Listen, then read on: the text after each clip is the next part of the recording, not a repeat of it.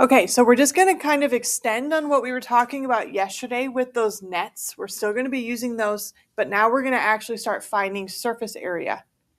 So when we talked about two-dimensional shapes, we just called it area. When we get into the 3D shapes, we're going to start seeing it called surface area, because when you have a three-dimensional shape, there's more than one shape you have to think about when you're trying to find the area of that.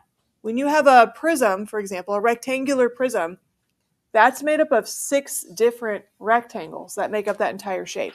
So we would have to find the area of all 6 rectangles in order to find surface area. So that's what we're going to start with today, and we're still just going to be focusing on prisms. The next couple of days we'll get into some other shapes and how you find surface area of those. But what surface area is the total area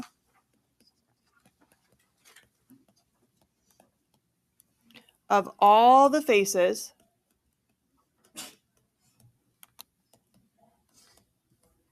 on a solid.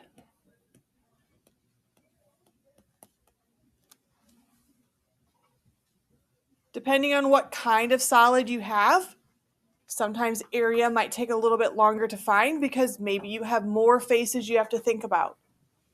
For example, when we had a hexagonal prism yesterday, even like on your bell ringer today, you had that picture of a hexagonal prism. That has 2 hexagons for the bases, and then it has 6 rectangles. That's 8 different shapes that we would have to find the area of. Versus like a triangular prism has the 2 triangles and then 3 rectangles in between. So that's only 5 shapes you have to find. So the more sides your base has, the more shapes you're going to have to find the area of. To do this, I'm still going to use nets. So like we did yesterday, we're going to take our 3D shapes, we're going to decompress them down so that it's flat so we can see all of these 2D shapes and help us find the area of those. So my first example I have up here is a rectangular prism. So I just need to break this down. Remember when we talked about these prisms, a rectangular one would mean that there'd be 4 faces in between the bases. So you're going to have 4 rectangles that kind of make up the majority of your net, and then you'll have those bases on either end. I'm going to think for this problem as the 12 and the 7 being my base. So that'd be like the top and the bottom here. I'm going to use those as my bases. Everything else then is going to be my face shapes. So I'm going to go ahead and start by drawing out my net. I'm going to begin with 4 rectangles.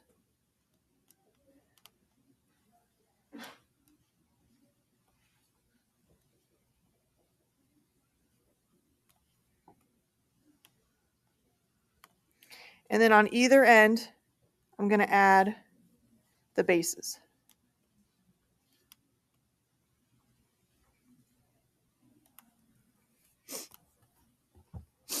So now you can kind of see again with our net, we have 6 rectangles. We should be able to label with all of the dimensions and then start thinking about how we would find area. Okay, so beginning with my base shape, since I said I'm using the 12 and the 7 as my base, these are going to go on these 2 rectangles, like the top one and the bottom one. And I'm going to just try to make it make sense. Like 7 is going to go on my shorter side, 12 is going to go on my longer side. Okay, so remember what we were doing yesterday. I'm going to put 7 here. I'm going to give that a dash. And that would go across that rectangle and on the bottom rectangle. Where else, though, should I put a 7 on my picture? On the both sides? Yeah.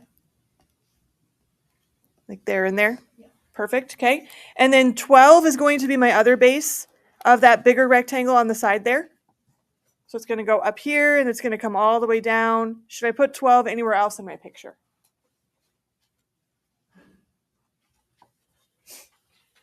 What happens when this side, like these get folded up? This is like the top of my box. Is this side going to overlap with my 12? It should, so that would also be 12. What's the last number I need to include on my picture here? 15, and that's going to go all the way across.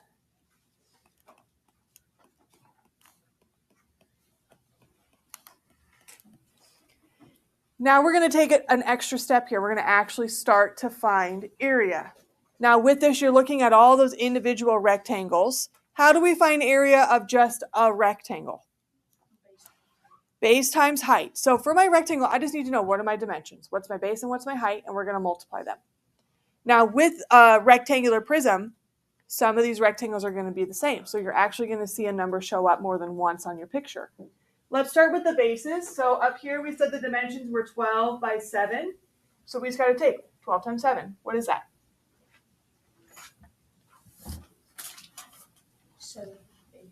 84. So that would be this rectangle here. What other one should be 84 then? The way bottom base. Okay, so both of those are 84. So I'm just going to write that up here. We took 7 times 12. That's how we got that 84. And there's 2 of those. Okay, so we'll think about that when we find our total area. What are the dimensions of this rectangle way there on the left side of my screen? It's 15 by what? 7. So what is 15 times 7? 105.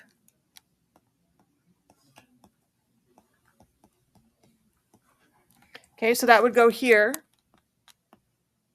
Is there another rectangle in the picture that's also 15 by 7? Where's it at?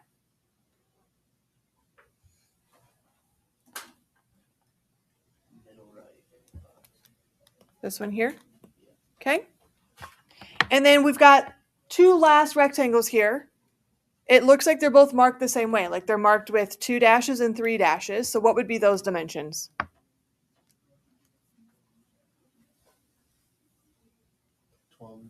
12 and 15. What is 12 times 15? 180. Okay, so this one would be 180, and this one would also be 180.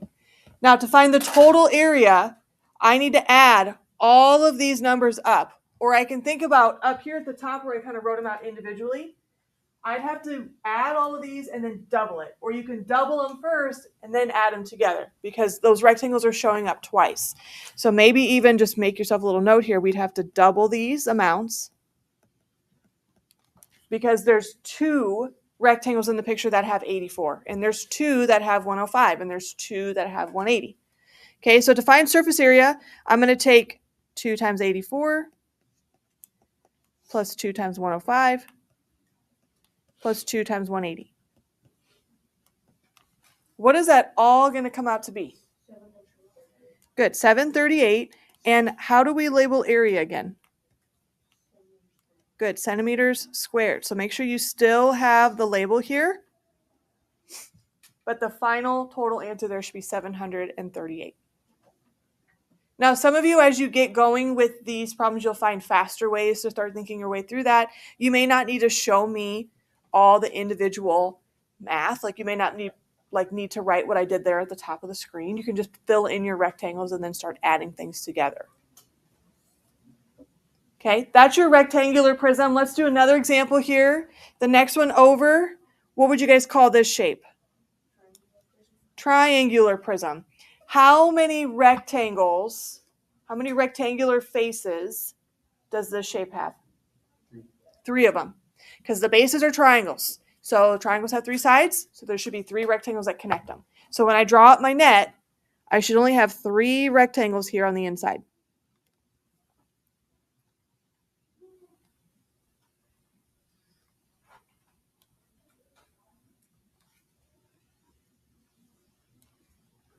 And then we got to draw those triangles on the edges. Okay, so this is my net. We've got 3 numbers from my picture up there, an 8, a 15, and a 25. Where should I put one of those numbers? I don't care which one we start with.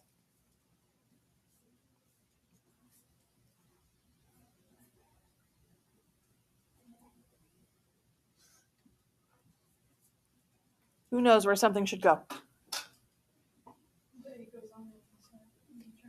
The shorter side? Okay, so 8 goes here. Should it go on any of the rectangles? Which one, Macy? The left side. Like this one should line up with the 8 as well when it folds up. So I'm also just going to give these a dash. Okay, good. That takes care of the 8. Where should the 15 go?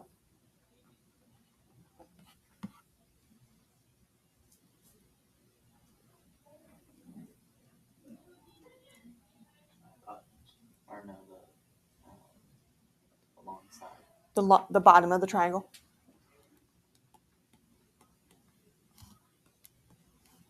Okay. Let's talk about the hypotenuse, because this is a right triangle here, according to my picture. Do I need to know the length of the hypotenuse? No? You sure? Do I need to know the length of the hypotenuse on my triangle? Like, is it helpful to me when I find the area of my triangle? No. But do I need it for the rectangle? Yeah. Because this rectangle, when you fold it up over, this side's gonna land on top of that hypotenuse line. So we do need to find it, even though it doesn't really do anything for us for the triangle shape. It's gonna help me out with that rectangle off to the right there, because those sides are gonna overlap. So how would I find the length of the hypotenuse? Pythagorean theorem. How would I set it up? 8 squared plus 15 squared. Good. Equals your c squared. This side is your c. Like, this is your c on that triangle. Anyone know what that comes out to be? 17. So that side's going to be 17. Which means on my rectangle here, this is 17, and this is 17 as well. All right, what about the 25? We haven't put that anywhere yet. Where did the 25 go? All the way across on those rectangles, right? They're the extra length here that we haven't labeled yet. So these are all going to be 25.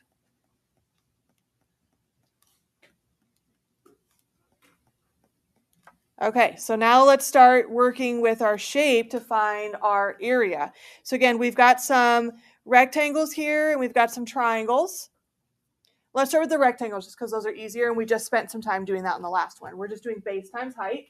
So let's start with the far left one. The dimensions would be 25 by, what's this? 8. What is 25 times 8? 200. So this rectangle gets 200. Okay, this one in the middle is a 25 by 15. So how much is that? 275. Good, 375. And then this one is still 25, but now by 17. 425. Good, 425. So that takes care of those rectangles. How do we find area of a triangle?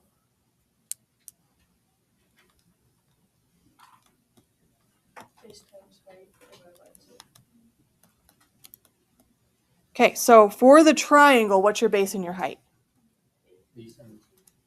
8 and 15. 17 is the hypotenuse. We don't want to use that for my area. And then we would divide by 2. What does that come out to be? 60. So this triangle would be 60, and this triangle would be 60. Last period, somebody asked me, when I'm doing a problem like this with the triangular prism, do I have to divide by 2? What do you guys think?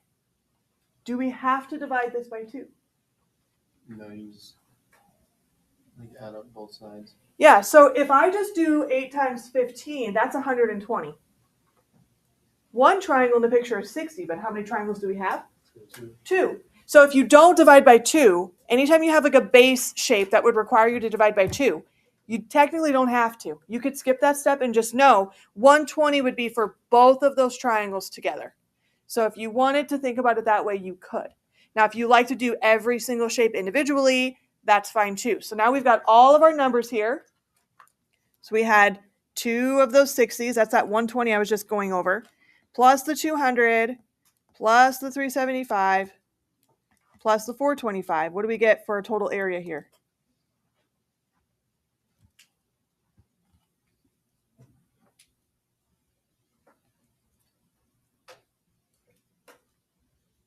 Anybody have it? 1,120. Good job. Centimeters squared.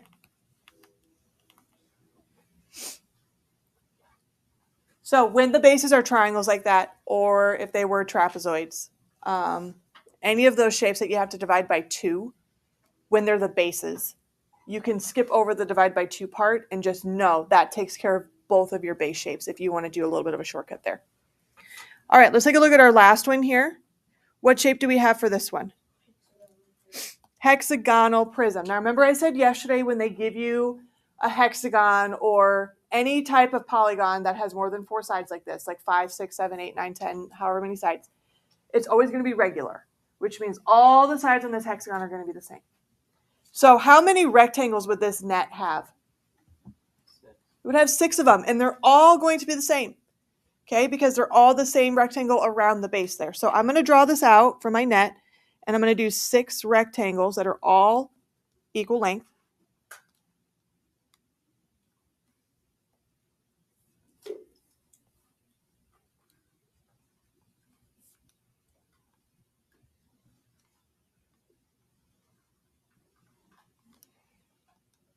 And then we got to draw on those hexagons.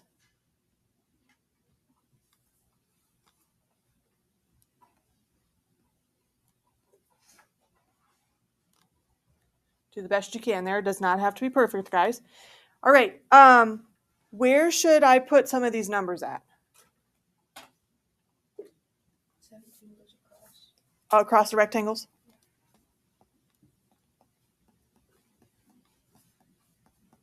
And all the other sides are 12. All the other sides are 12. Because that comes from the hexagon, right? So all the sides of the hexagon are 12 as well. Mm-hmm. Okay. So a lot of dashes here. Okay, what else should I put in my picture? Yeah, that apothum. We're going to need that. Okay, so let's kind of split this apart. Let's focus on the rectangles right now.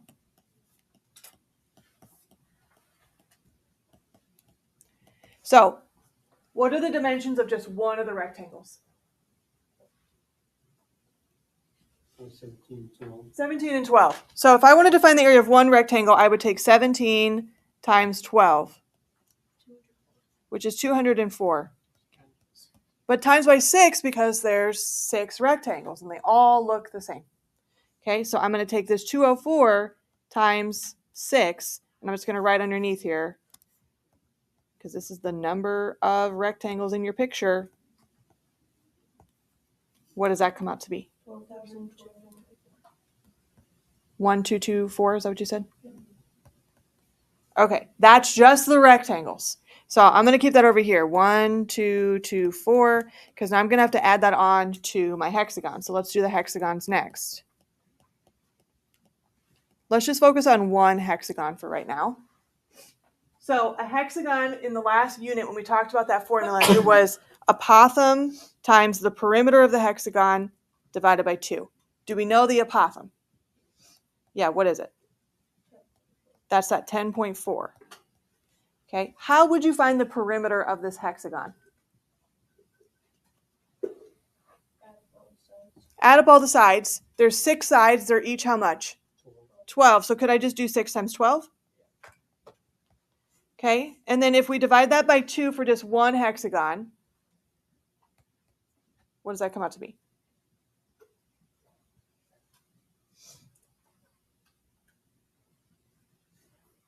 Anyone know?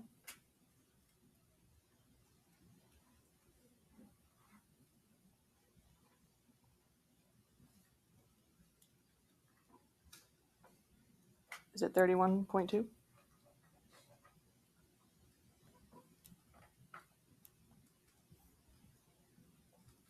Can anyone verify that? Did you get something different? Addie? Did you do this? 10.4 times, this would be 72. Yeah. Divided by 2? Yeah. And you got this? No. What'd you get? I got 374. Let me see. Oh, yeah. Okay, yeah, you're right. I was looking at the wrong number on mine. 374.4, you said? Mm-hmm. Okay, but do I have to divide by 2 here? No, because how many hexagons are in the picture? There's 2. So this is just like the triangle situation. I really don't have to do this. I could just multiply these numbers here, so that would be double of this amount, which is going to be 748.8. That's what I'm going to add to that 1224 that we got earlier. Okay, you could also just take this times 2. This is for a single hexagon in the picture, but there's 2 of them. So you could shortcut that. Instead of dividing by 2, you could just say this is 748.8, and that takes care of both hexagons in the picture. How much is that going to be altogether?